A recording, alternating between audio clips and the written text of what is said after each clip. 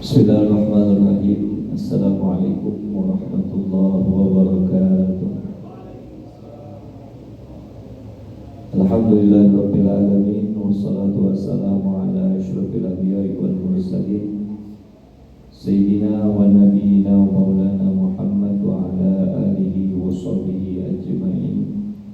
Subhanaka la ilma lana illa ma 'allamtana innaka antal alimul hakim.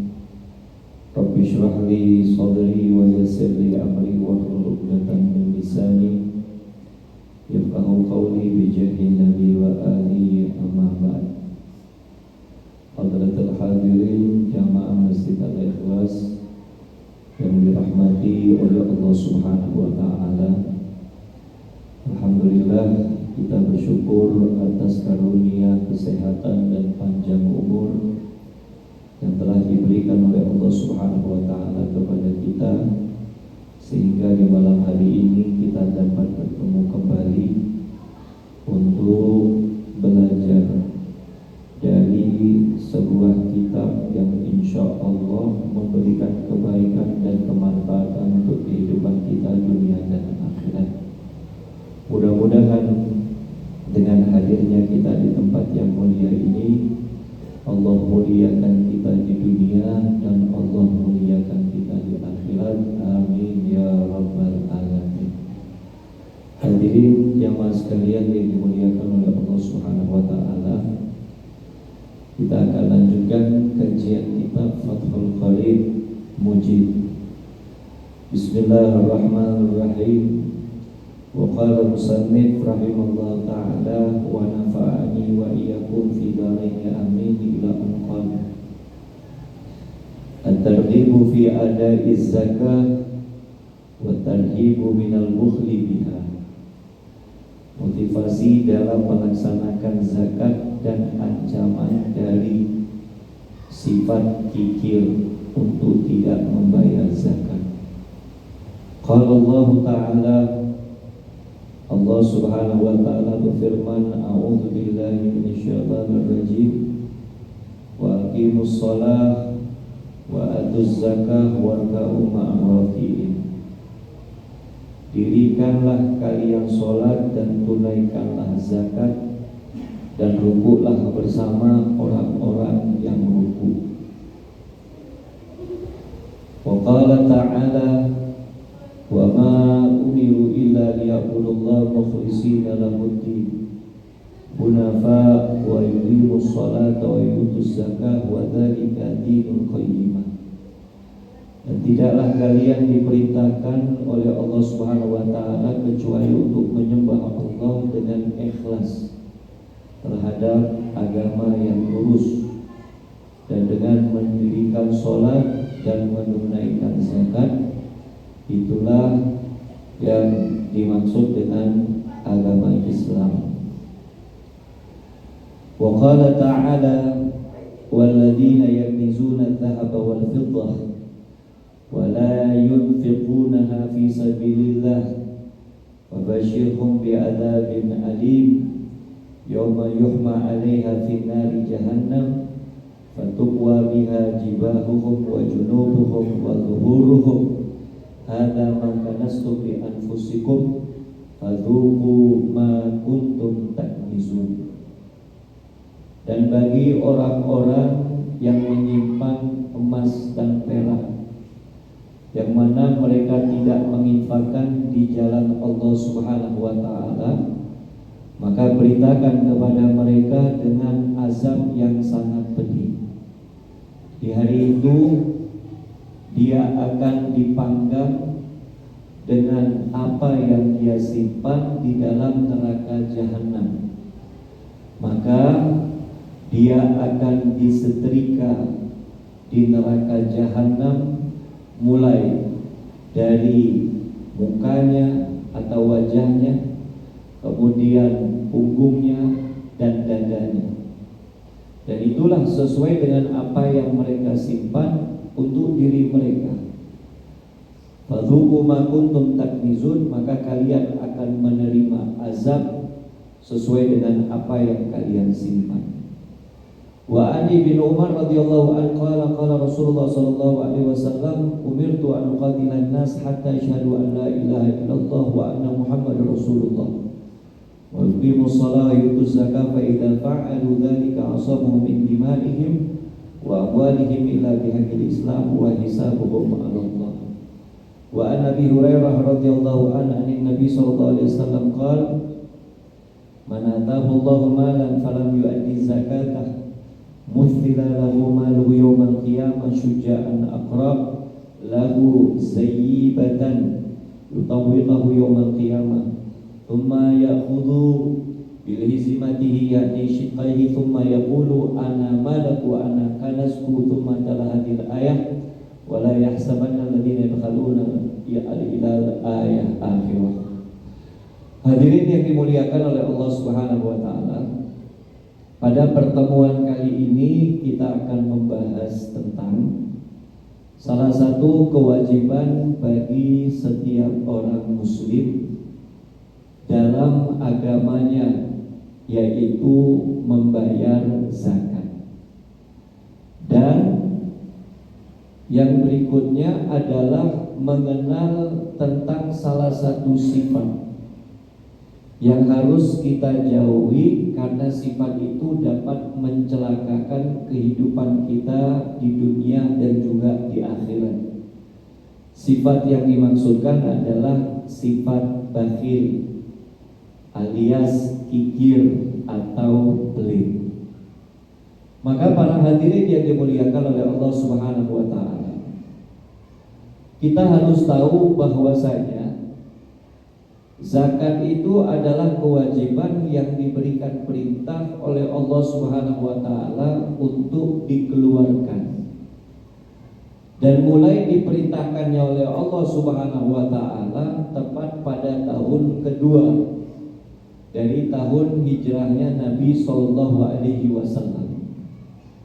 Maka kalau kita mengambil secara definisi bahasa yang telah diartikan oleh para alim ulama, bahwasanya zakat itu memiliki makna pensucian atau pembersihan. Ada juga yang memaknai dengan makna bertumbuh atau berkembang. Maka secara istilah mereka ulama fuqaha mengartikan mengeluarkan harta tertentu dengan niat secara khusus sesuai dengan syarat dan keterangan yang berlaku menurut syariat. Jadi terlihat ada perbedaan antara zakat dengan sedekah, begitu juga dengan infak. Maka yang lebih wajib, yang lebih banyak kemuliaannya adalah zakat. Dan ulama fuqaha mereka telah memberikan keterangan kepada kita bahwa zakat itu dibagi menjadi dua. Ada zakat badan, yaitu zakat fitrah. Yang kedua zakat mal, zakat harta benda. Bagiannya kalau kita mengikuti menurut madhabnya Imam Syafi'i itu ada 6 bagian, seperti perdagangan, binatang ternak, tumbuh-tumbuhan, buah-buahan, harta temuan, kemudian tambang. Itu merupakan bagian-bagian yang wajib untuk dizakati. Tentunya dengan syarat yang berlaku, seperti adanya haul dan juga nisab. Maka para hadirin yang dimuliakan oleh Allah Subhanahu wa taala, setelah Nabi Muhammad SAW mendapatkan perintah dari Allah Subhanahu wa taala untuk menyampaikan kewajiban zakat, maka mereka para sahabat Nabi SAW pun mengikuti dan mentaati apa yang disampaikan oleh Rasulullah SAW dengan mengeluarkan zakat mereka. Kalau berbicara tentang sedekah, para sahabat Nabi SAW itu selalu menjadi orang yang paling terdepan. Bukan hanya untuk membantu dalam perjuangan di jalan Allah saja, tapi juga membantu orang-orang yang lemah. Mereka para sahabat Nabi SAW itu hampir setiap waktu bersedekah. Bahkan sedekahnya tidak ada tandingannya dengan kita. Jumlahnya mereka itu besar dan terus istiqomah. Ya, kalau dihitung-hitung kita ini tidak ada apa-apanya nilai sedekahnya kita dengan para sahabat Nabi SAW. Maka mereka para sahabat Nabi SAW pun juga demikian dalam pelaksanaan zakat. Bukan hanya sebatas zakat fitrah saja, tapi juga zakat yang bersifat maliyah, zakat harta. Mereka tahu bahwasanya harta yang mereka dapatkan itu adalah titipan-titipan Allah Subhanahu wa Ta'ala. Yang titipan itu harus bisa digunakan dengan sebaik mungkin. Kita tahu hari ini kita diberikan titipan harta oleh Allah berupa uang. Maka kita harus bisa menggunakan uang itu dengan kebaikan. Kalau kita masih tinggal di dunia dengan segala macam kebutuhan yang kita ada, maka kita harus menggunakan uang dari harta itu untuk sesuatu yang baik, sesuai kebutuhan. Maka jika ada kelebihan dari harta kita harus gunakan juga untuk sesuatu yang baik. Karena tidak diwajibkan seseorang untuk membayar zakat, melainkan dia memiliki kelebihan dari hartanya dan dia sudah masuk dalam ukuran nisabnya ataupun juga haulnya. Ukuran nisab takarannya, haulnya masa lamanya dia menyimpan harta tersebut. Jadi mohon maaf kalau kita sekarang termasuk orang yang diberikan titipan oleh Allah Subhanahu wa Ta'ala dengan harta yang lumayan banyak, maka harta itu bisa menjadi musibah, bisa juga menjadi kenikmatan untuk kita di hari kiamat atau di hari akhir. Karena maaf, kadang ada orang yang menyalahkan fungsi harta yang dititipkan oleh Allah. Seharusnya harta tersebut dikeluarkan untuk dizakati, tapi ternyata harta tersebut tidak untuk dizakati, namun ternyata untuk dilakukan kemaksiatan.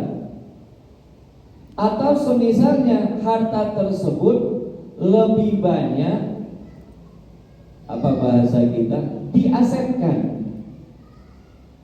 Padahal kalau dalam hitungan secara fikih dia ini sudah wajib untuk membayar zakat harta benda.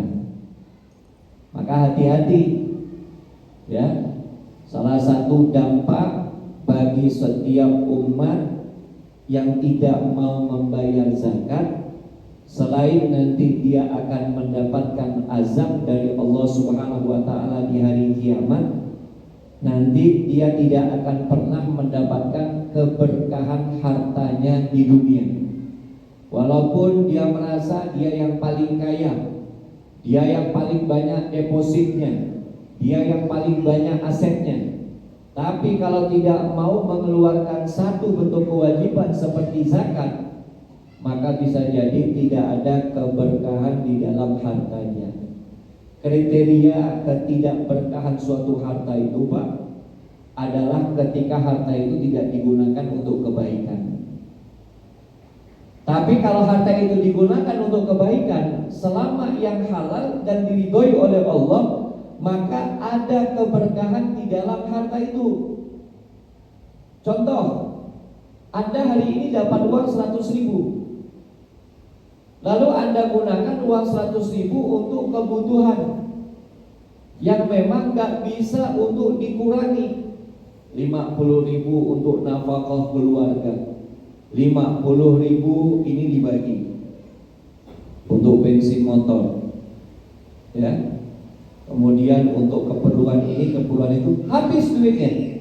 Apalagi kalau Anda bisa menyisakan walaupun hanya 10% dari 100.000 untuk sedekah, itu menjadi bagian dari keberkahan suatu harta.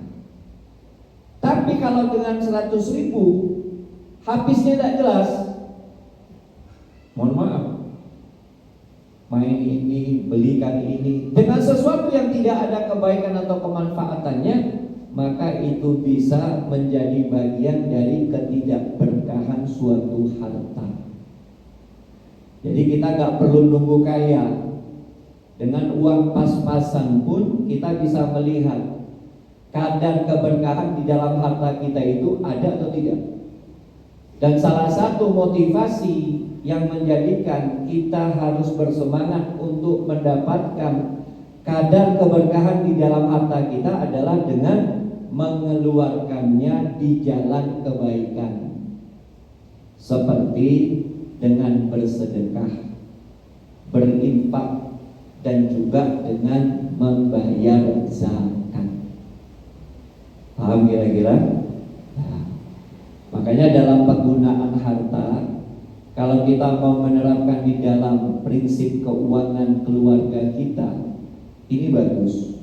Dan insya Allah kita selain mendapatkan keberkahan, kita juga akan mendapatkan keselamatan dari Allah. Bagaimana caranya?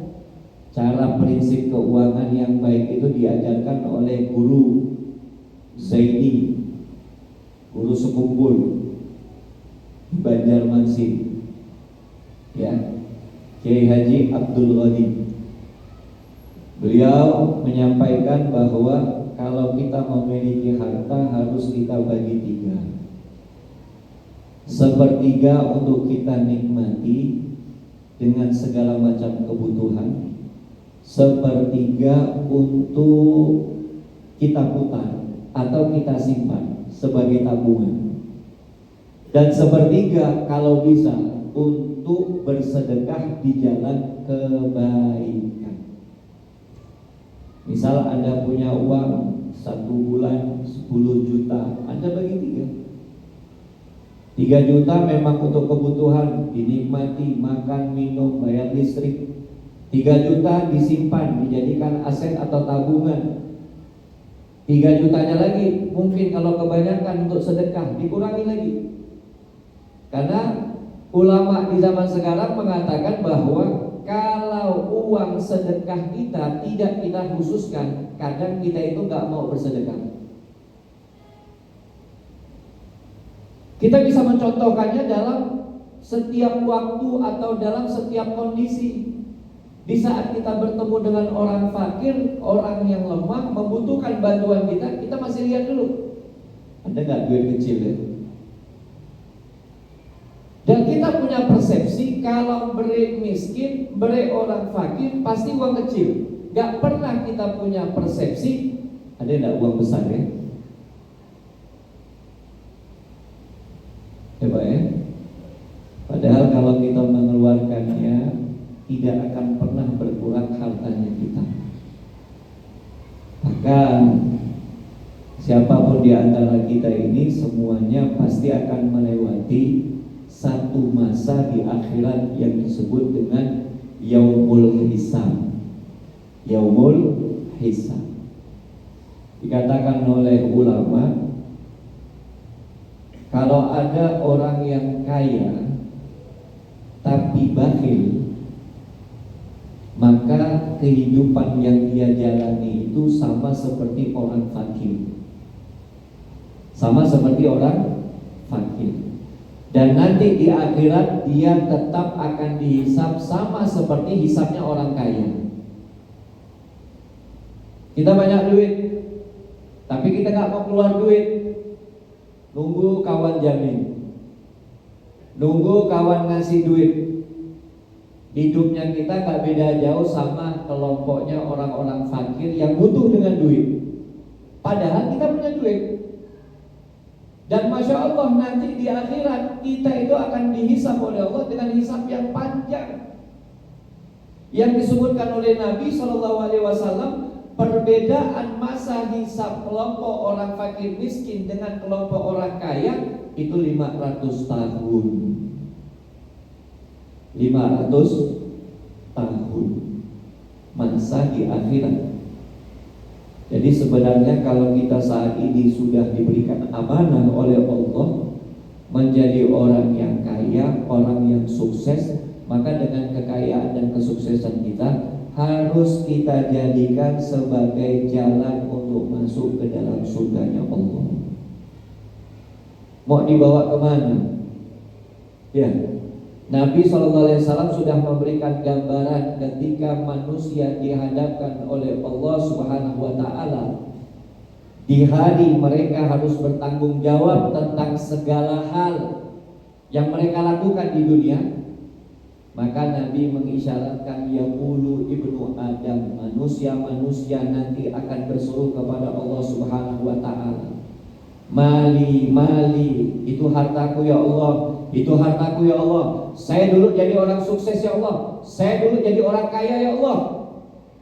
Maka dibalas sama Allah, bukankah yang kamu makan itu sudah menjadi sesuatu yang gak ada bekasnya? Bukankah sesuatu yang sudah kamu beli untuk menutup auratmu itu sudah rusak pakaian? Tapi kalau sesuatu yang kamu sedekahkan, kamu infakkan, itu yang akan kekal, kata Allah Subhanahu wa Ta'ala. Dan sekarang mana harta yang kamu maksudkan? Pernah sedekah enggak? Mana harta yang kamu maksudkan? Pernah zakat enggak? Begitu Allah Subhanahu wa Ta'ala akan memberikan teguran kepada kita. Ya. Makanya kita harus mengikuti jejak dari para sahabat Nabi SAW yang tidak pernah melupakan tentang kewajiban dalam membayar zakat. Begitu juga dengan bagian-bagian sunnah seperti sedekah, infak, hadiah, itu semuanya ada nilainya di sisi Allah Subhanahu wa Ta'ala. Kita bayangkan para hadirin yang dimuliakan oleh Allah Subhanahu wa Ta'ala, salah satu bentuk siksaan yang akan Allah Subhanahu wa Ta'ala berikan kepada setiap orang yang tidak mau mengeluarkan hartanya untuk membayar zakat. Yang pertama di alam kubur. Yang pertama di alam kubur. Apa yang mereka dapatkan? Allah Subhanahu wa Ta'ala telah menyiapkan ular yang berbisa dengan tubuhnya yang sangat besar yang akan menemani dia sampai terjadinya hari kiamat. Bayangkan, dia akan disiksa dengan binatang yang berada di alam barzakh. Dan dikatakan di dalam satu riwayat bahwasanya ada seseorang yang hidup di zamannya Sayyidina Abdullah bin Abbas, zamannya para sahabat atau setelah Nabi wafat. Orang ini meninggal dunia. Orang ini meninggal dunia. Dan orang ini ketika dikubur, Sayyidina Abdullah bin Abbas juga menyaksikan di dalam kuburnya itu banyak ular. Maka kata beliau, coba digali lagi, ada lagi ular. Coba digali lagi, ada lagi ular. Sampai 7 kali galian yang coba digali oleh para sahabat pada saat itu untuk orang yang meninggal. Maka terakhir Sayyidina Abdullah bin Abbas mengatakan, kalau sudah seperti ini sebuah peringatan dari Allah. Apa yang dia lakukan di dunia? Kesalahan apa yang dia lakukan kepada Allah? Maka dari keluarganya mengatakan, wahai Abdullah, sesungguhnya orang ini gak pernah mau membayar zakat. Maka setelah mendapatkan jawaban dari keluarganya, Sayyidina Abdullah bin Abbas pun kemudian mengatakan, ya sudah, kuburkan dia bersama ular-ular yang ada di dalam. Itu azab nyata para hadirin, ditampakkan oleh Allah Subhanahu wa ta'ala untuk mereka yang masih hidup. Belum lagi nanti ketika di akhirat, buat kamu yang mohon maaf merasa bangga masuk dalam kategori 10 orang yang paling terkaya di dunia.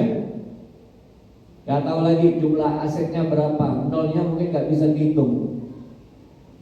Tapi tidak pernah misalnya menginfakkan hartanya di jalan Allah, membayar zakat dalam kewajiban yang diperintahkan oleh agama, maka nanti di akhirat dia akan dimasukkan ke dalam neraka jahanam.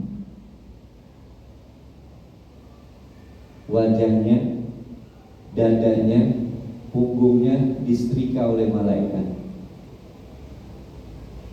Itu dilakukan, kata para alim ulama, mengambil riwayat hadis yang lain, selama 50.000 tahun. Berarti berapa lama dia akan merasakan pedihnya azab dari Allah Subhanahu wa ta'ala di neraka jahanam. Maka para hadirin yang dimuliakan oleh Allah, berdasarkan perintah agama ini, kita harus menghilangkan sifat kikirnya kita, bakhilnya kita, masinnya kita, kedekutnya kita. Karena kadang maaf, kita ini kenapa masih berat mengeluarkan harta kita di jalan Allah? Salah satu di antaranya disebutkan oleh Imam Ghazali, hubbul mal. Cintanya kita sama harta itu sangat besar. Padahal harta itu fitnah. Ya. Innama amwalukum wa auladukum fitnah. Allah mengatakan sesungguhnya harta kalian, anak kalian itu bagian dari ujian. Jadi kadang kita gak boleh merasa suka benar ketika dititipkan oleh Allah dengan harta. Bisa jadi itu ujian buat kita, malah petaka buat kita, kalau kita tidak bisa melaksanakan apa yang menjadi kewajiban kita sebagai seorang muslim. Maka hati-hati.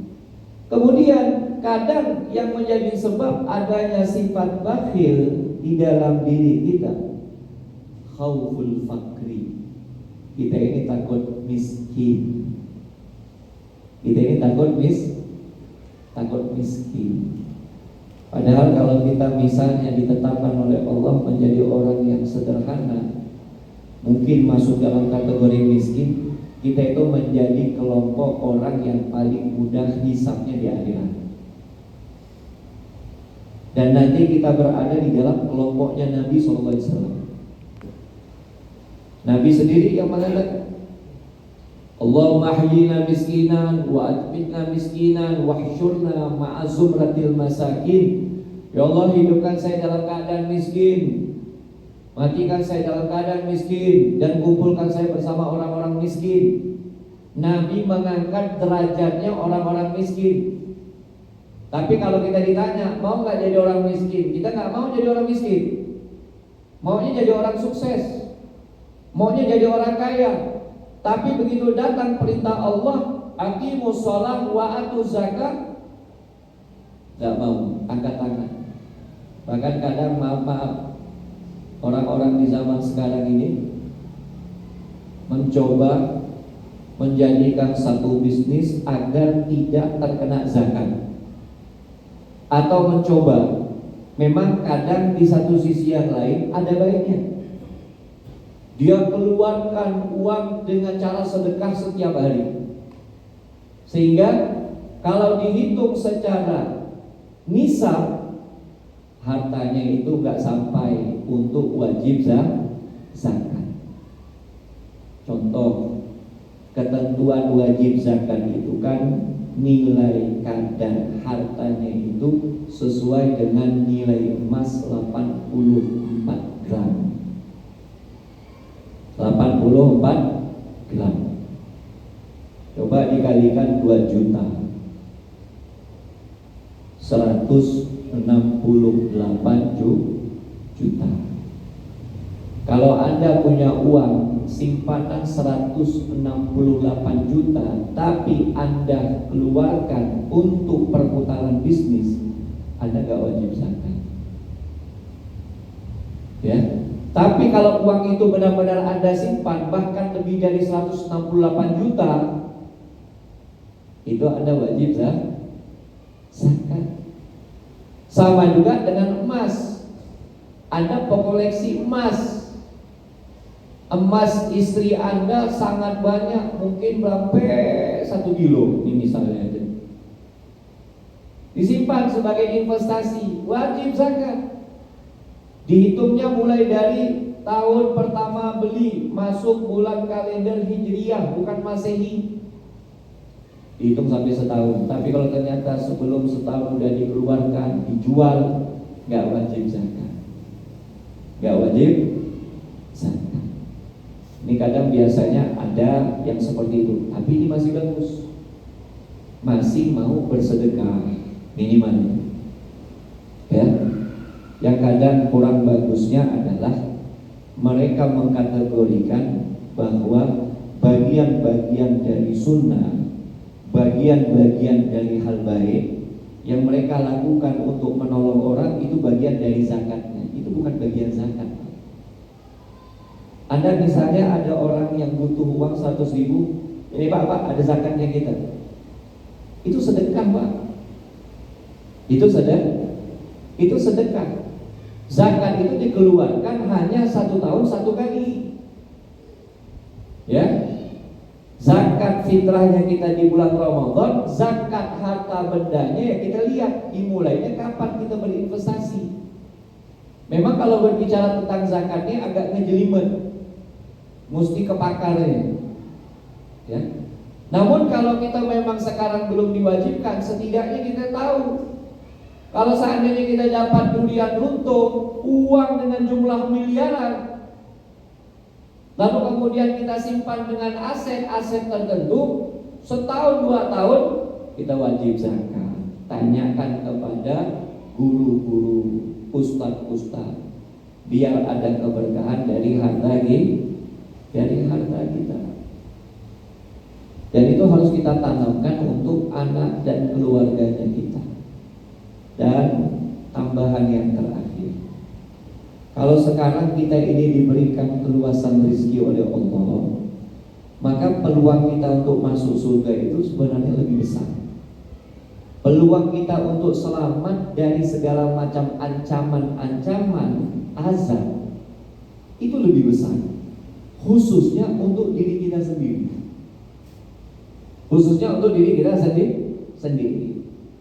Kadang maaf nih Pak, ada dari kita sebagai bapak keluarga, kepala rumah tangga, menitipkan uang sepenuhnya kepada istri. Tapi ada juga sebagian dari kita sebagai kepala rumah tangga, modelnya tidak seperti itu. Apa yang menjadi kewajiban yang diperlukan dikeluarkan per hari. Yang megangnya siapa? Suami. Kalau Anda mengambil model yang kedua, Anda berpeluang dengan peluang yang sangat banyak, khususnya untuk bersedekah, biar Anda selamat. Karena ini hasil yang Anda dapatkan dari jerih payah Anda berdagang, dari jerih payah Anda bekerja, dan lain sebagainya. Jangan Anda terlalu pusing. Mohon maaf, Sayyidina Imam Ghazali menyebutkan salah satu tanda yang mendorong seseorang itu memiliki sifat bakhil, cintanya orang tua kepada anak, manjanya orang tua kepada anak. Dengan apa? Dengan menyimpan aset-aset tertentu yang akan ditinggalkan untuk anak.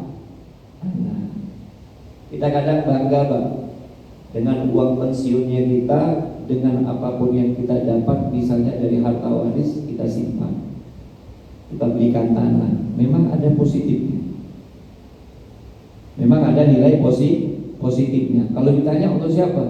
Untuk anak cucu. Pertanyaannya kata ulama, belum tentu anak cucu Anda itu jadi anak cucu yang soleh. Maka kalau Anda berpikir dengan cerdas, ya, kalau memang secara hitung-hitungan banyak kelebihan harta Anda, ya boleh-boleh saja manjakan anak dengan aset-aset yang berharga untuk masa depan mereka yang baik. Tapi Anda juga harus berpikir masa depan Anda itu sedikit lagi melangkah, mulai dari alam barzakh para hadirin. Ingat ini, mulai dari alam barzakh sampai nanti semuanya dikumpulkan oleh Allah di padang Arafah. Kalau kita termasuk, masya Allah, orang yang nggak pernah berhenti sedekah, orang yang nggak pernah berhenti berbuat baik dengan hartanya, berarti Anda lebih memilih untuk selamat di kehidupan setelah kehidupan di dunia. Dan itu sudah banyak dirasakan oleh orang-orang yang telah mendahului kita. Bagaimana itu diceritakan oleh Nabi Sallallahu Alaihi Wasallam tentang kebaikan yang akan Allah berikan kepada mereka yang senang untuk berbuat baik dengan hartanya mereka. Maka yang terakhir disebutkan oleh Nabi Sallallahu Alaihi Wasallam, nikmal malu soleh li rajulin soleh. Nikmal malu soleh li rajulin soleh. Sebaik-baiknya harta adalah harta yang bisa digunakan oleh orang yang memang soleh. Paham ya gitu? Jadi kalau ingin melihat harta yang baik itu benar-benar orang yang baik, ya biasa gunakan. Ayo kan? Tapi masya Allah, ini udah masjid yang ke-10 dia bangun. Masya Allah, pantas tak kurang-kurang hartanya. Hampir setiap hari sedekah, hampir setiap hari ngasih janda, hampir setiap hari ngasih orang miskin. Jadi seperti itu. Ya mudah-mudahan yang sedikit bermanfaat. Kira-kira ada yang mau bertanya, silakan.